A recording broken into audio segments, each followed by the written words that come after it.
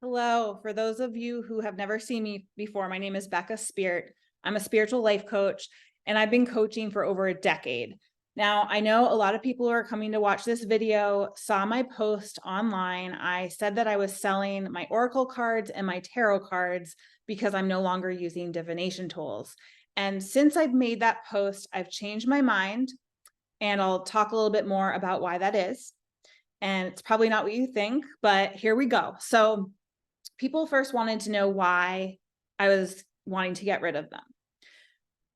I started using tarot cards, gosh, I don't know, 11 years ago. And I was using them because I was in a really hard romantic space and I wanted answers. And it became obsessive. I started pulling cards a lot. And I don't remember that clearly, but I just remember it felt like a really dark time. So I put my cards away and didn't see them for years. And then something happened where I got really interested in psychic development and pulled them out again. And I was really good at it. And I was starting to do it professionally. And I started buying more and more decks. And what I noticed with the people that were coming toward me were a few different things. One was they were desperate. They were wanting to seek outside of themselves for the answers. They weren't trusting themselves and they were suffering. So really quickly, I started studying manifestation so that I could help people understand why it was that they were experiencing what they were. And if they wanted to change their prediction, change their future, to help them heal and choose differently and behave differently and think differently to get to that desired result. Now, it didn't last very long. Or it didn't take very long for me to just say, I'm not doing cards at all. This is too much. I'm feeling drained. People are not hearing me. And I'm attracting the kind of client that is in a lot of trauma. Now, I did decide to go do some trainings to get trauma informed at this point because I realized I wanted to be really responsible if I were going to be leading people, that I knew how to support them to keep them safe, but also to keep myself safe. And then I was doing manifestation coaching for a couple of years and decided to study astrology because to me, astrology was much more data driven. It wasn't just the responsibility of me to decipher the intuitive messages I was getting, but through, um, you know, double checking the scientific method and being able to really offer people concrete data to run it by them and see if it um, aligned with their life experience. It was really a much more tangible tool to help people understand themselves more deeply and understand patterns in their life. Now, I never went to predictive astrology because I wanted to really keep people focused on themselves and less on external factors. But as I've grown spiritually and really started to redefine the word God, I have noticed that people like me stopped using the word God because we've had bad experiences with religion. And what I found is that religious people and people walking holy paths are not always the same, and most often they're separated. And I found that God does exist, and I want to reclaim the word God and help people experience God in a way that's authentic to them and outside of the box of religion. And a lot of my clients come to me feeling very triggered by the word God, rightfully so. And instead, they go towards praying to the universe. So this is where I want to kind of tie in the piece around the warnings that I heard, and I'm sure you've heard around tarot and oracle cards opening you up to demonic activity or dark energy. And I always thought that this was nonsense. I always felt that it was up to the individual to engage in different energies based on their own free will, and that, well, demons didn't exist, and that this was all just fear mongering and religious dogma. But what I've come to understand is that the people, and I'm included, that were drawn to spirituality were seekers, are seekers. And that's a really vulnerable place to be, looking for other people to lead you or to give you the answer. And when you're in that state, you are open-hearted and you're much more vulnerable to other points of view and energy. And so when you're in this space of vulnerability, and you don't have the discernment about what it is that you're experiencing, you can be vulnerable to what a lot of people call spiritual attack. Now, it's not this like oogie boogie thing, like it's out to get you and you're in danger. And what I really don't like about religious fundamentalists is they're fear mongering to people that like something is going to get you and you're going to be damned to hell. So I'm not calling tarot and oracle cards or divination the devil's work. I'm not saying that anything extremely terrible will happen to you, although it can. What I'm saying is that when you're in the state of needing it, you're much more susceptible to fluctuations of mood and energy, and modern culture deems this normal, so we don't even think to question where that's coming from. Modern culture sees anxiety and depression and focus issues as just a normal part of life, and it's not normal. It is evidence and symptomatic. It is symptom of energy leakages. So I decided I was going to give up astrology, and I already had stopped touching my oracle cards and tarot cards for the last year or two, but I decided to stop writing horoscopes because even though I was saying to my audience, this is the horoscope, it's the collective energy, it's the wave, and if you can see it, you can transcend it and be on the crest of the wave. My audience was still wanting more, wanting guidance. And they were still in that codependent state. And I also was having to observe it. So as somebody who's sensitive, a human being, no matter how happy I am, no matter how solid I am, if I'm witnessing it, if I'm observing it, then it's going to impact me. That's just quantum physics. So this is what I chose to do. I said, I'm going to give it a month off and see if my intuition heightens, if my mood balances out, if I do better. And I am doing better. I'm doing much better. And I believe that cutting out these tools puts me in a place of anchoring to this singular God frequency, which does exist, that religion has distorted. When I put myself completely in line with the God frequency and don't engage or open up to these other frequencies, things work out better. My intuition is much more clear. My discernment is on point. I am able to rapidly make decisions with confidence and clarity, and I'm not dependent on something outside of myself. You could argue that God is outside of myself, but that is a pure energy that is accessible to all of us. And when we are in alignment and coherence with us, is for the highest good. So all that to say, now I have put it out there that I am going to sell these cards to other people. And I realize that to be a responsible practitioner and to be a spiritual leader with integrity, I cannot do that. I cannot see what I've seen and know what I know and hand off these tools to other people that will then keep them looped into cycles of imbalance.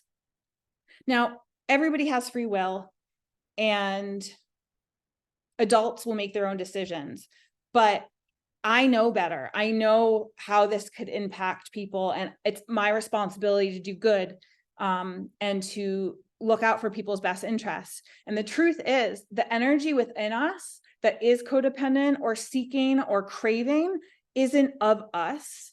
It's of darker energies. And so I know that the people who seek these things want what's best for them. And if they can't see it because they're being influenced by this craving and this seeking, as a responsible practitioner, I need to see that for you and at least educate you on it. So I had a prophetic dream that brought all of this to clarity. A colleague and friend of mine who mentored me in a certain kind of astrology ended up shutting me out because his girlfriend had a bit of a mental imbalance and she didn't want him talking to other women. And when I confronted him about this, he was really defensive and it felt really just out of character. Like clearly energies were moving through him that were not of love and kindness and maturity. And at the time it was hurtful and I was bummed, but I know better. I have spiritual discernment and I could recognize that there was a higher purpose for this. And now a lot of time has passed. I can see that it was easier for me to detach from astrology, not having him in my life.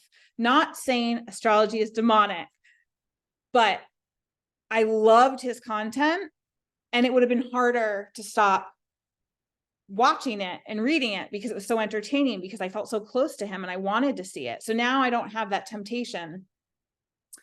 I had this dream the other night after I made this post about the cards, that I was at one of his concerts because he was also a musician, and I was in the audience and he was throwing out freebies and they were all made of hemp and there were belts and ropes and things. And I remember thinking, oh my gosh, I'm going to go get the free stuff, because I love free stuff.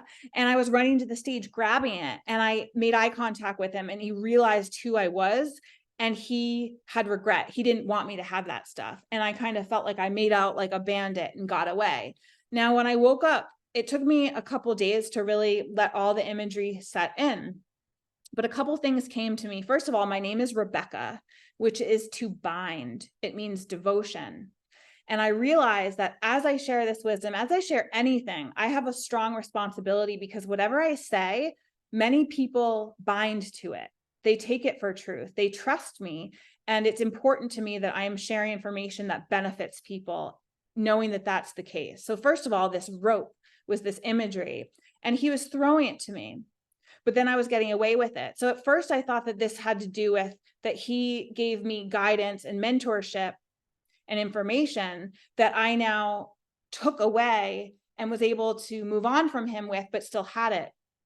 And this rope is how I'm bound to it, but I'm letting it go. And I realized that if I'm delivering these cards to other people, I am now handing the rope to them to be bound to something that is delusional and essentially keeping you farther away from your centered, healed, functional self and farther from God. So I'm hoping that some of this sets in, and I intend that if it doesn't now, it will at some point. What I really want to be mindful of is not reprimanding people or scaring people. You can keep doing this stuff, and you will if you choose to. Obviously, you're your own person. But if you do feel like you have bouts of anxiety or bouts of confusion,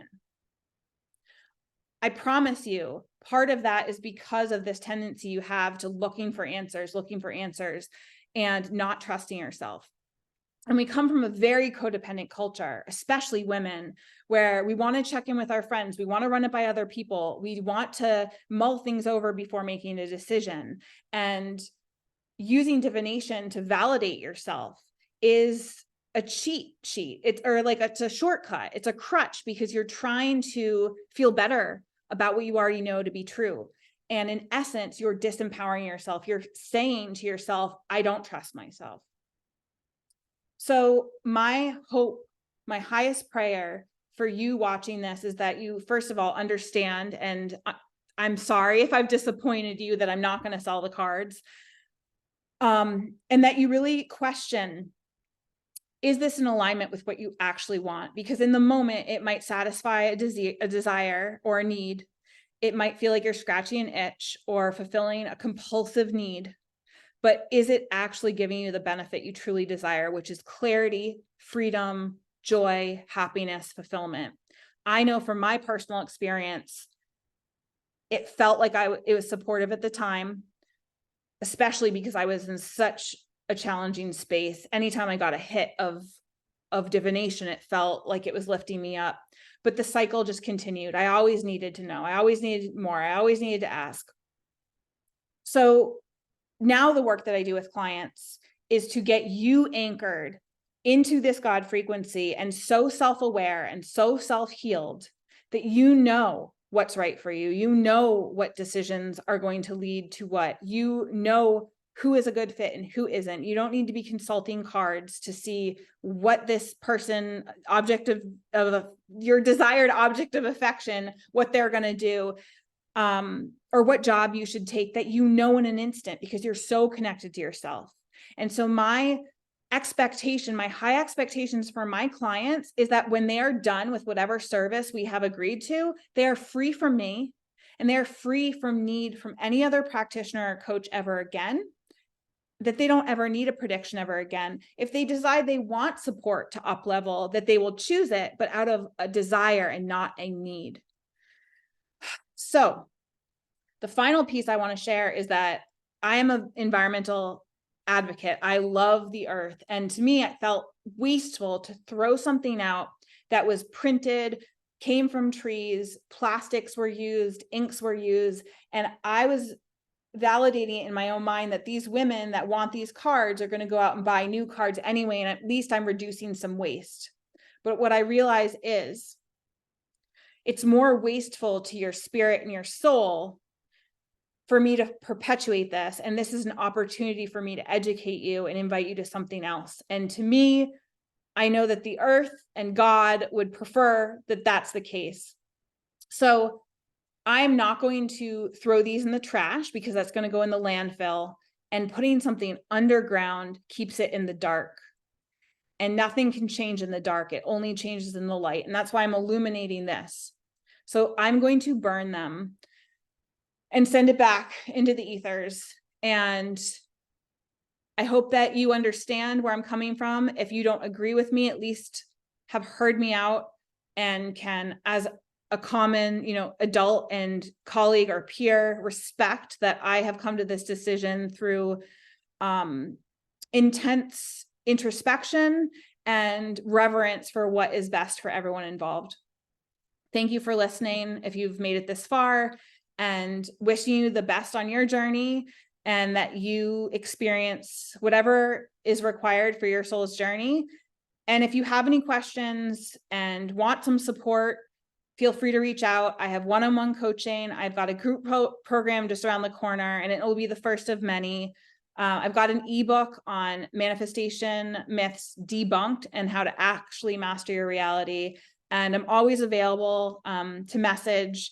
I am doing this work because it is my calling. It's my purpose. It's what I'm here for.